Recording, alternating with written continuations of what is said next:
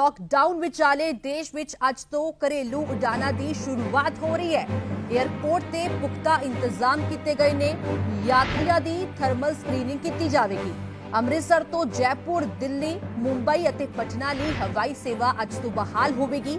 जहाज विच social distancing के नियम की पालना जरूरी है।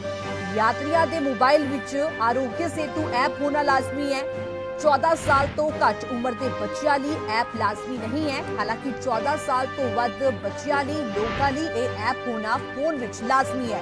फिलहाल बंगाल और आंध्र प्रदेश विच हाले हवाई सेवा नहीं बहाल होगी, क्योंकि विरोध किया गया ना सूबिया वालों हवाई सेवा को लैके, क्योंकि जिस तरह के इस समय हालात बने हुए ने। लॉकडाउन 4 देश भर विच लागू है। इस विचकार 25 मई यानी कि अज तो देश विच घरेलू उड़ाना की शुरुआत का केंद्र सरकार वालों फैसला लिया गया सीगा, जिस तो बाद एयरपोर्ट से पुख्ता इंतजाम किए गए ने। केंद्र सरकार वालों यात्रियों के ट्रैवल नूं लैके नवी गाइडलाइंस जारी की गई ने। हालांकि सूबा सरकारां वालों भी अपने पद्धर ते कई गाइडलाइंस का ऐलान किया गया है। वख-वख नियम ने जिसका पालन करना यात्रियों लिए लाजमी होगा। जिस तरह के नाल पंजाब की गल करिए तो कैप्टन अमरिंदर सिंह ये पहला ही स्पष्ट कर चुके हैं कि जो इस समय पंजाब विच हालात बने हुए ने, भावें कोई देश तो वापस पंजाब परत रहा है या फिर किसी सूबे तो पंजाब परत रहा है, ये जरूरी नहीं है कि वह हवाई सफर के जरिए वापसी करेगा या फिर रेल गड्डी के जरिए, बस के जरिए। क्वारंटीन होना बहुत जरूरी है। तो जिस तरह के इस समय हालात बने हुए ने, लोगों को राहत देने के मद्देनजर जिस तरह के नाल अज तो घरेलू उड़ाना की शुरुआत होने जा रही है, तो इस विचकार एयरपोर्ट अथॉरिटीज वालों पुख्ता इंतजाम किए गए ने। एयरपोर्ट के पुख्ता इंतजाम ने। यात्रियों की थर्मल स्क्रीनिंग लाजमी है। पंजाब की गल करिए तो अमृतसर तो अज जयपुर, दिल्ली, मुंबई और पटना लिए हवाई सेवा बहाल होगी। जहाज विच सोशल डिस्टेंसिंग के नियम की पालना जरूरी है। यात्री नूं 4 घंटे पहला हवाई अड्डे ते पहुंचना लाजमी है। यात्रियों के मोबाइल विच आरोग्य सेतु ऐप होना लाजमी है। 14 साल तो घट उम्र के बच्चों लिए यह ऐप लाजमी नहीं है। तो फिलहाल बंगाल और आंध्र प्रदेश विच हाले हवाई सेवा बहाल नहीं होगी। मनिंदर मेरे सहयोगी अमृतसर तो बन रहे हैं, तो इस अलावा मोहाली तो मेरे नाल अमनप्रीत कौर भी जुड़ रहे हैं। सब तो पहला मनिंदर तुहाडा रुख करूंगी। अमृतसर तो आज जयपुर, दिल्ली, मुंबई और पटना लिए हवाई सेवा बहाल होगी। करीब 2 महीने बाद डोमैसटिक फ्लाइट की शुरुआत होने जा रही है। कि इंतजाम एयरपोर्ट से यात्रियों की सहूलत नूं लैके, सोशल डिस्टेंसिंग नूं लैके?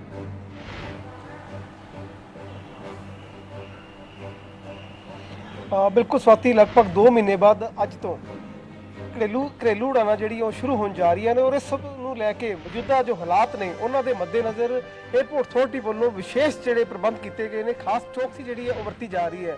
तस्वीरें तो दिखानी चाहांगे कि सब तो पहला डिपार्चर के एंट्री होने तो पहला एक थर्मल स्क्रीनिंग काउंटर लगाया गया, जिथे हर यात्री का सब तो पहला थर्मल स्कैनर के नाल शरीर का तापमान जोड़ा है वो चैक किया जाऊगा। उस तो एक फॉर्म भरवाया जाऊगा मैडिकल प्रॉब्लम के रिगार्डिंगली। और जेकर उस थर्मल स्क्रीनिंग के किसी तरह की कोई भी उनताई नहीं पाई जाती तो उस तो बाद जोड़ा यात्री है अंदर दाखिल होगा। एक इत्थे 12 फुट का लंबा जो कारपेट विछाया जाऊगा, जिसके उत्ते विशेष तरह का एक कैमिकल का छिड़काव किया जाऊगा, ताजो हर यात्री दे जिसने अंदर जाना सब तो पहला बूट जोड़े है, शूज़ जोड़े है, डिसइनफैक्ट किए जान।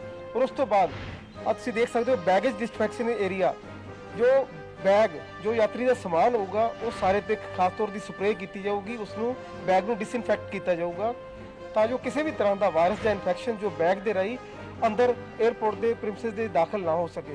और उस तो बाद आरोग्य सेतु ऐप काउंटर हर यात्री लिए लाजमी है कि उसके मोबाइल से आरोग्य सेतु ऐप काउंटर जोड़ा ऐप वो डाउनलोड की होवे, वो ऐप चैक होने तो बाद जो यात्री को इस तो बाद अगे जान दिता जाऊगा। तो हर स्टैप ते जिहड़ी है पूरी चौकसी। इस तो बाद सब तो लाजमी है कि हर यात्री अपने घरों ही अपना जो बोर्डिंग कार्ड है उसका प्रिंट कढ़वा के लियावे, ऑनलाइन चैक इन करके आवे। और किसी भी एक टचलेस कंसैप्ट के नाल जो है पूरी हवाई यात्रा मेनटेन करने की कोशिश की गई है।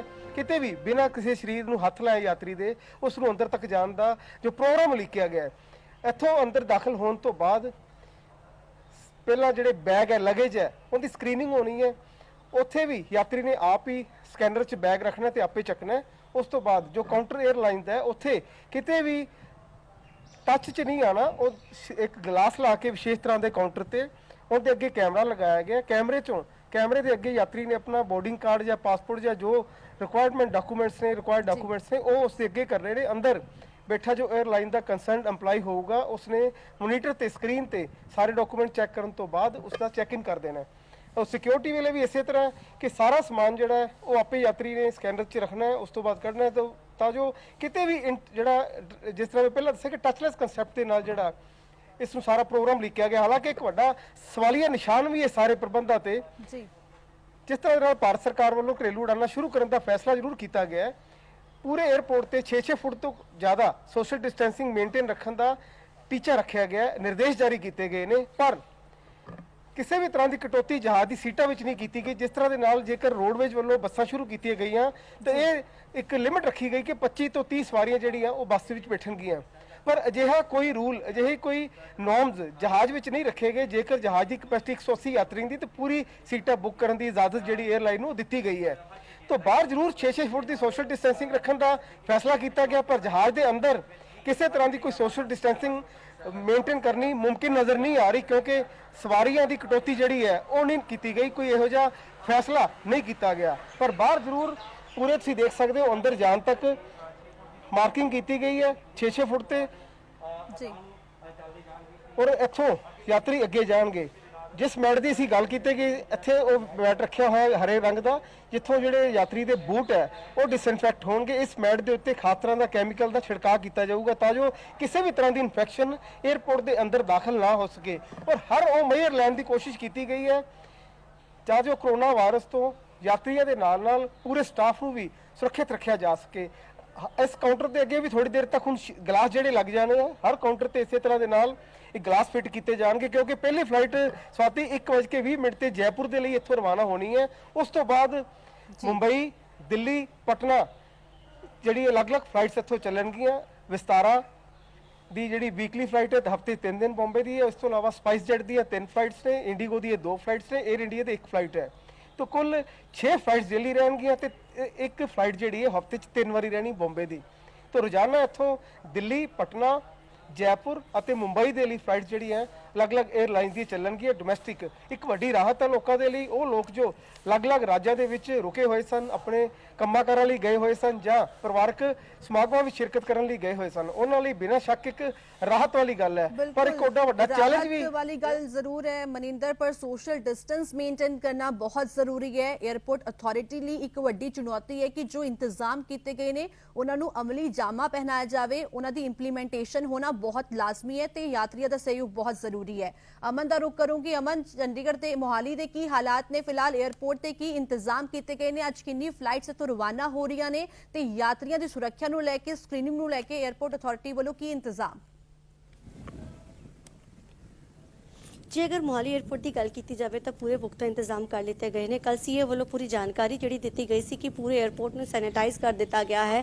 ਅਗਰ ਜਹਾਜ਼ ਜਿਸ ਫਲਾਈਟ ਵਿੱਚ ਜਾਣਾ ਹੈ ਉਸ ਨੂੰ ਵੀ ਪੂਰੀ ਤਰੀਕੇ ਨਾਲ ਤਿਆਰ ਕਰ ਲਿੱਤਾ ਗਿਆ ਹੈ ਔਰ ਥਰਮਲ ਸਕਰੀਨਿੰਗ ਦੇ ਜਿਹੜੀ ਪੂਰੀ ਪੁਖਤਾ ਇੰਤਜ਼ਾਮ ਕੀਤੇ ਗਏ। ਡਾਕਟਰਸ ਦੀ ਟੀਮ ਇੱਥੇ ਮੌਜੂਦ ਰਹੇਗੀ। ਜਿਹੜੀ ਵੀ ਫਲਾਈਟ ਜਾਏਗੀ, ਜਿਹੜੀ ਵੀ ਫਲਾਈਟ ਆਏਗੀ, ਉਸ ਦੇ ਲਈ ਹੁਣ ਥਰਮਲ ਸਕਰੀਨਿੰਗ ਹੋਏਗੀ। ਥਰਮਲ ਸਕਰੀਨਿੰਗ ਹੋਣ ਤੋਂ ਬਾਅਦ ਅਗਰ ਕਿਸੇ ਵਿੱਚ ਕਿਸੇ ਵੀ ਤਰੀਕੇ ਦਾ ਅਗਰ ਕੋਈ ਲੱਛਣ ਪਾਇਆ ਜਾਂਦਾ ਹੈ ਤੁਰੰਤ ਤੌਰ ਦੇ ਉੱਪਰ ਉਸ ਨੂੰ ਕੁਆਰੰਟਾਈਨ ਕੀਤਾ ਜਾਏਗਾ ਔਰ 4 ਘੰਟੇ ਪਹਿਲਾਂ ਪਹੁੰਚਣਾ ਉਹਨਾਂ ਨੇ ਕਿਹਾ ਸੀ ਲਾਜ਼ਮੀ। ਹਾਲਾਂਕਿ 2 ਘੰਟੇ ਪਹਿਲਾਂ ਵੀ ਪਹੁੰਚਦੇ ਤਾਂ ਵੀ ਕੋਈ, ਲੇਕਿਨ ਅਗਰ 4 ਘੰਟੇ ਪਹਿਲਾਂ ਪਹੁੰਚਣਗੇ ਤਾਂ ਉਸ ਦੇ ਨਾਲ ਇਹ ਚੀਜ਼ ਸਾਡੀ ਸਹੂਲੀਅਤ ਹੋ ਜਾਏ, ਕਿਉਂਕਿ ਹੁਣ ਜੋ ਚੀਜ਼ਾਂ ਜਿਹੜੀ 에ਅਰਲਾਈਨਸ ਵੱਲੋਂ ਕੀਤੀ ਜਾਂਦੀ ਤਾਂ ਹੁਣ ਉਹਨਾਂ ਨੂੰ ਖੁਦ ਮੁਰਲੇ ਤੌਰ ਦੇ ਉੱਪਰ ਖੁਦ ਕਰਨੀਆਂ ਪੈਣਗੀਆਂ। ਸਾਰੀਆਂ ਚੀਜ਼ਾਂ ਹੁਣ ਜਿਹੜੀ ਕਿ ਮੈਨੂਅਲ ਹੋ ਚੁੱਕੀ, ਉਹਨਾਂ ਨੂੰ ਖੁਦ ਕਰਕੇ ਸਾਰੀ ਚੀਜ਼ਾਂ ਸਿਰਫ ਕਾਰਡਸ ਦਿਖਾਣੇ ਪੈਣਗੇ ਕਿ ਅਸੀਂ ਆਹ ਚੀਜ਼ਾਂ ਦੀ ਪੂਰੀ ਸਕਰੀਨਿੰਗ ਕਰ ਚੁੱਕੇ ਹਾਂ। ਜਿੰਨਾ ਵੀ ਉਹਦਾ ਲੈਗੇਜ ਹੋਏਗਾ ਪਹਿਲਾਂ ਉਹਨਾਂ ਦਾ ਪੂਰਾ ਟੈਸਟ, ਪੂਰੀ ਚੈਕਿੰਗ ਹੋਣ ਤੋਂ ਬਾਅਦ ਲੈਗੇਜ ਨੂੰ ਪ੍ਰੋਪਰ ਤਰੀਕੇ ਦੇ ਨਾਲ ਸੈਨੀਟਾਈਜ਼ ਕੀਤਾ ਜਾਏਗਾ। ਥਰਮਲ ਸਕਰੀਨਿੰਗ ਜ਼ਰੂਰ ਕਰ ਦਿੱਤੀ ਗਈ ਹੈ। ਜਦੋਂ ਵੀ 에ਅਰਪੋਰਟ ਪਰ ਪਹੁੰਚਣਗੇ ਸਭ ਤੋਂ ਪਹਿਲਾਂ ਉਹਨਾਂ ਨੂੰ ਮਾਸਕ ਮੈਂਡੇਟਰੀ ਹੈ, ਬਿਨਾਂ ਮਾਸਕ ਉਹਨਾਂ ਨੂੰ ਐਂਟਰ ਨਹੀਂ ਕਰਨ ਦਿੱਤਾ ਜਾਏਗਾ। ਇੱਕ ਸਰਟੀਫਿਕੇਟ ਦੀ ਉਹਨਾਂ ਨੇ ਵੀ ਗੱਲ ਕਹੀ ਸੀ ਕਿ ਉਹ ਬੇहद ਜ਼ਰੂਰੀ ਹੈ, ਜੋ ਕਿ ਹਰ ਇੱਕ ਜਿਹੜਾ ਵੀ ਇੱਥੇ ਪੈਸੇਂਜਰ ਆਏਗਾ ਉਸ ਦੇ ਲਈ ਜ਼ਰੂਰੀ ਹੈ। ਅੱਜ ਪਹਿਲੇ ਅਗਰ ਫੇਜ਼ ਦੀ ਗੱਲ ਕੀਤੀ ਜਾਵੇ ਤਾਂ ਸਿਰਫ 5 ਹੀ ਫਲਾਈਟਸ ਇੱਥੇ ਰਨ ਹੋਣਗੀਆਂ ਟੋਟਲ।